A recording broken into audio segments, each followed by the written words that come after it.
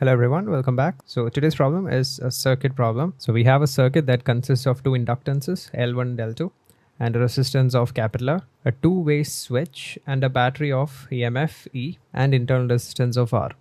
The switch was in position 2 for a long time. At the instant t equal to 0, it is thrown to position 3. So we have to find the current through the switch as a function of time after the switching. And we also have to find the total heat dissipated in the resistance R after the switching. Okay, so give this problem a try, guys, then check out the solution. Okay, so this is the initial circuit diagram where the switch 1 is connected to the switch 2 by a connecting wire, and then they also mentioned that this connection was maintained for a very large time. So now this circuit is just an LR circuit, and we know that once the connection is established, the current will slowly start to rise in the circuit, and eventually it will attain a steady state value. So the graph will look something like this. Okay, and by a very large time, what they are indicating is that the current through the inductors, whatever that current may be, let's call it I for a second, I will be a constant, or we can say that di by dt will be 0. Okay, so now it's also known that the voltage across the inductor is proportional to the time rate of change of current through the inductor. So if the current that is passing through the inductor does not change with respect to time or attains a constant value, di by dt will be 0, or the voltage across the inductor would be 0. So basically, after a very long time, the current will have attained a steady state value, which means the voltage across the inductor branches will be 0. So now if the voltage across the inductor branches are 0, we can treat them like a connecting wire, a conducting wire. So now if you also observe this entire wire that I'm marking with blue is like a single connecting wire. So there won't be any potential difference across this point and this point, which means there won't be any potential difference across this resistor over here, or we can say that there won't be any current through this branch. So in this branch, the current I will be 0. Okay, so now we can just apply Ohm's law on the outer circuit, and we can easily say that the current I, or the steady state current I, will be just the EMF of the battery by its internal resistance. Okay, so this was the condition that was present at the starting. So now we change the position of the switch from position 2 to position 3, which will look something like this. Okay, so now it's obvious that this part of the circuit will be inactive because there can't be any current flow through this branch. So now this is the active part of the circuit. Okay, so now let's slightly redraw the circuit so that it looks a bit neater. Okay, so after changing the position of the switch, this is how the circuit now looks. So now here, if you observe something, guys, so let's say this is terminal number 1, and let's just call it as terminal number 4. The voltage across the points, the potential difference between the points 1 and 4 is 0 because they're connected by a conducting wire, right? Okay, guys, so now the thing is, right after switching, this is the situation. So if you observe here, the points 1 and 4 are connected by a conducting wire, so their potentials are identical. So V1 is equal to V4, or we can see that the voltage across this inductor will be 0. And the interesting thing is that it will be 0 always, so it is never going to change. So we can say VL1 will always be equal to 0.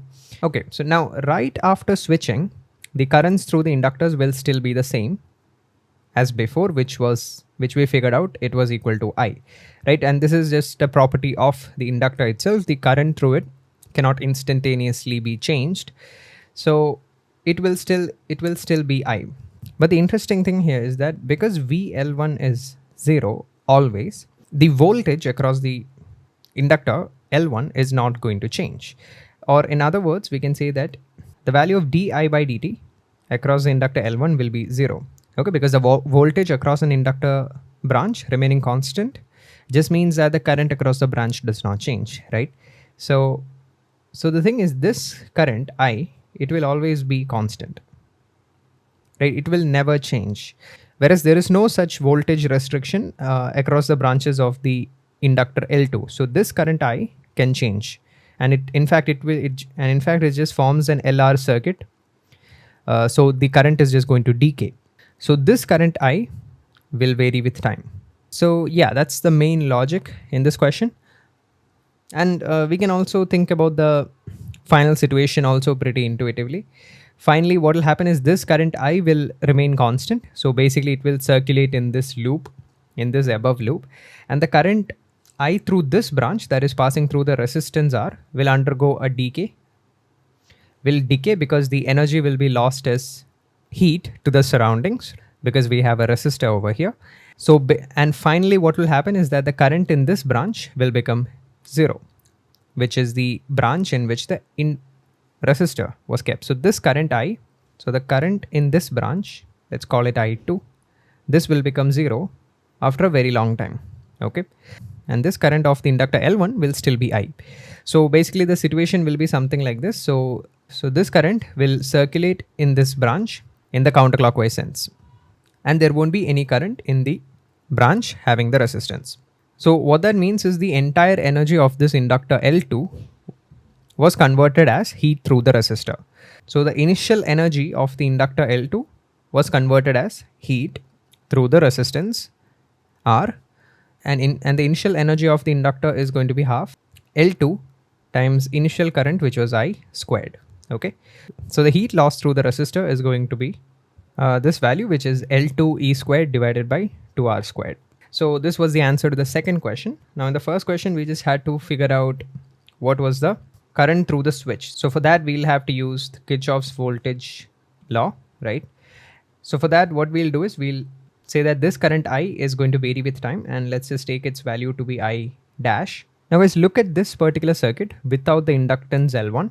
So here, if you observe, it is just an LR circuit with a circulating current of I dash. Okay, so which means we can directly write the value of I dash as the initial value of the current, which was E by R times e to the power minus t over time constant, and the time constant is going to be L2 divided by R. So I'm just directly using the result for LR circuit in which the current is decaying. So the formula for that was the initial current and the exponential decay term, which is e to the power minus t by tau. And here the time constant is L2 by R because our circuit in which decay is happening is having an inductance of L2 and a resistance of R. Okay. So with this, we can directly find the value of I dash.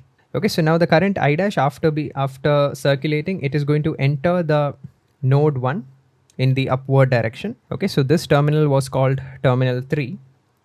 So this current, so this is going to be I dash. So now if I just conserve the currents over here, I can find out this current. Let's just call it as IS, which stands for I through the switch. IS is just going to be I dash minus I. But just by looking at it, it's obvious that I is greater than I dash. So in fact, we took the direction to be wrong. The direction will be in the downward direction. So I'm just going to mark it as downwards. And I'm going to write this as I minus I dash. So this would be E by R, 1 minus e to the power minus t by tau. So this is going to be the current through the switch as a function of time. And it will be from the terminal 3 to the terminal 1. Okay, and this will be the heat loss through the resistance. Okay, so yeah, that was it for this question, guys. If you have any doubts, you can comment down below. And that's it. Thanks for watching.